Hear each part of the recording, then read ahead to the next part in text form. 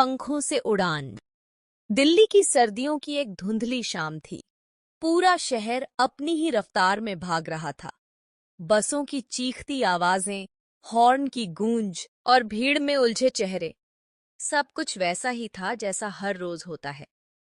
पर इस भागती भीड़ में एक चेहरा ऐसा था जो बाहर से शांत था लेकिन भीतर तूफान लिए घूम रहा था। आरव मेहरा। आरव 25 साल का युवा था, इंजीनियरिंग ग्रेजुएट। हर कोई कहता था बुद्धिमान है लड़का, कहीं का कलेक्टर बन जाएगा। लेकिन उसके भीतर एक और ही लड़का था। एक ऐसा लड़का जो कैमरे के पीछे रहकर कहानियां पकड़ना चाहता था। जिन कहानियों को दुनिया छोटा समझती थी, वो उसके लिए सबसे बड़ी दुनिया थी। कॉलेज के आखिरी साल में ही उसे कैमरे से प्यार हो गया था। बाकी छात्र प्लेसमेंट के पीछे भाग रहे थे और आरव पुरानी गलियों, खंडहर इमारतों और लोगों की आंखों में छुपी कहानियों को शूट कर रहा था। एक बार उसके प्रोफेसर ने मजाक में कहा, तू कैमरा छोड़ वरना भूखा मरेगा। उसने मुस्कुराकर जवाब दिया, सच दिखाने के लिए भूख भी झेली जाती है सर। कॉलेज के बाद उसे एक मल्टीनेशनल कंपनी में अच्छी जॉब मिली। परिवार खुश था। पापा ने सोचा, चलो अब लड़का सीधा रास्ता पकड़ चुका है। लेकिन वो रास्ता आरव का नहीं था। 1 साल भी नहीं बीता था कि उसने नौकरी छोड़ दी। कारण, कुछ बड़ा करना है। पिता गुस्से में बोले, बड़ा करने का मतलब कैमरा लेकर सड़क पर घूमना नहीं होता। माँ चुप थी, लेकिन उसकी आंखें सब बोल गईं। क्या हो गया मेरे उस समझदार बेटे को? आरव ने दिल से दिली नाम का यूट्यूब चैनल शुरू किया। लोगों की सच्ची कहानियां, उनके संघर्ष, उनकी मुस्कान और उनका टूटना।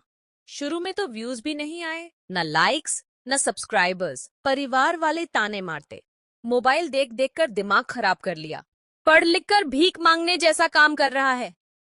फिर भी आरव डटा रहा। वो चाय वाले भैया की कहानी ले आया। 20 साल से इस नुक्कड़ पर, सिर्फ इसलिए कि बेटा पढ़ सके। उसने सुनाया सब्जी बेचने वाली सुमन दीदी की कहानी। पति छोड़ गया लेकिन हौसला नहीं। और जब उसने एक फकीर की कहानी बनाई जो खाली दीवार पर कविताएं लिखता था, तब कुछ बदला। उस वीडियो में फकीर कहता है, दुनिया शोर में खो गई है बेटा, अब खामोशी ही सच्चा शोर है।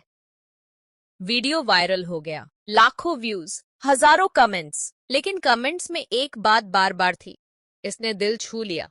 वीडियो के अंत में आरव ने कहा, अब लोग जानने लगे थे, आरव वो लड़का है जो कंटेंट नहीं, कनेक्शन बनाता है। लेकिन यूट्यूब की दुनिया में जहां हर दिन एक नया चेहरा वायरल होता है, वहां टिके रहना आसान नहीं। कुछ महीनों के बाद आरव की वीडियो पर व्यूज गिरने लगे। कमेंट्स में लोग पूछने लगे, नया क्या है? एक बार किसी ने लिखा, अब ये भी नकली लगने लगा है, सब दिखावा है। ये शब्द आरव को चुभ गए। उसने सवाल किया खुद से, क्या मैं भी भीड़ का हिस्सा बन गया हूँ? उसी रात वह पुरानी फाइलें देखने लगा।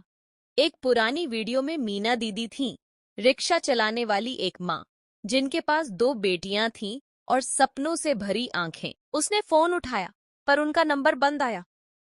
अगले दिन वह उसी इलाके में गया। ढूंढते ढूंढते एक कोने की दुकान से पता चला, मीना अस्पताल में है, कैंसर है। आरव भागा भागा अस्पताल पहुंचा।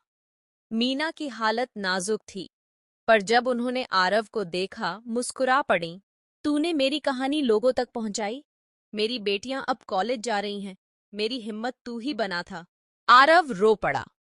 वो सिर्फ एक यूट्यूबर नहीं था, वो किसी की उम्मीद बन चुका था।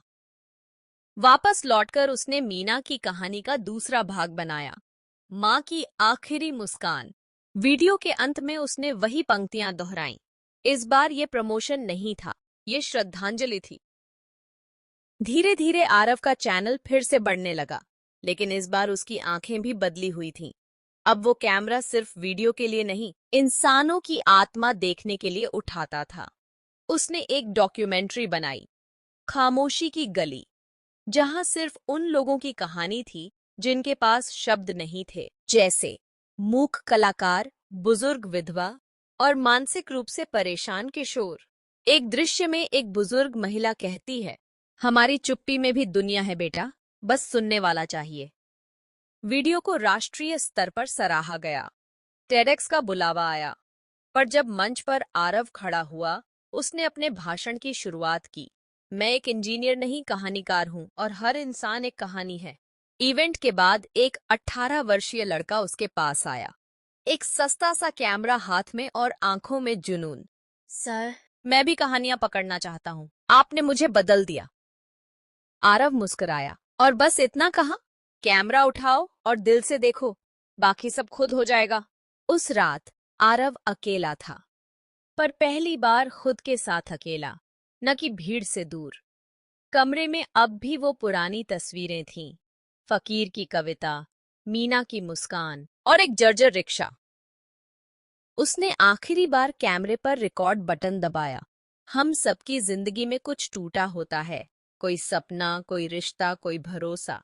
पर याद रखो, टूटे पंखों से भी उड़ान भरी जा सकती है, अगर मन में आसमान हो। शिक्षा, मॉरल। हर इंसान एक कहानी है। फर्क सिर्फ इतना है कि कोई सुनता है, कोई अनसुना करता है। असली उड़ान वही है जो टूटकर भी उठे। जीवन कभी भी सीधा नहीं चलता, लेकिन जो दिल से चलता है वही सबसे सच्चा सफर तय करता है। अगर आप भी कभी टूटा महसूस करें, थमे हुए लगे या लगे कि आपकी आवाज कोई नहीं सुन रहा, लाइक, सब्सक्राइब और कमेंट करना ना भूलें। धन्यवाद।